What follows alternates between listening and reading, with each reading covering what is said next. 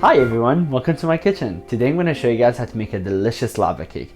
This recipe is so easy and it's so gooey. Let me show you what's the ingredients. The ingredients we need is dark chocolate. I'm using between 60 to 75%, some unsalted butter, white sugar, white all-purpose flour, unsweetened cocoa powder for the ramekins, egg yolks, eggs, instant coffee, vanilla, and lastly the salt. The first step is we're going to add the dark chocolate with the butter and place it in a microwave for 30 seconds and then mix, and then 30 seconds more until everything is melted.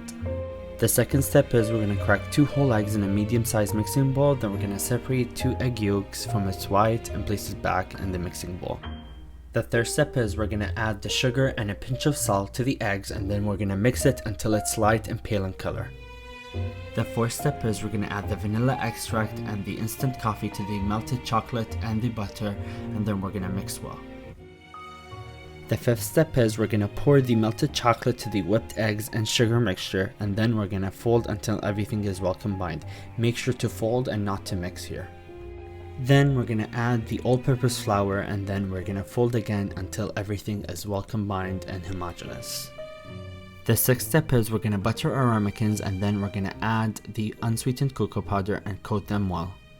Afterwards, we're going to pour our batter on the ramekins. Then we're going to put it in a preheated oven for 9 to 12 minutes, and then it should be done. The last step is once it's done baking, we're going to let it rest at least for 1 minute, and then we're going to bring a plate and slowly place it on top of the ramekin and slowly flip.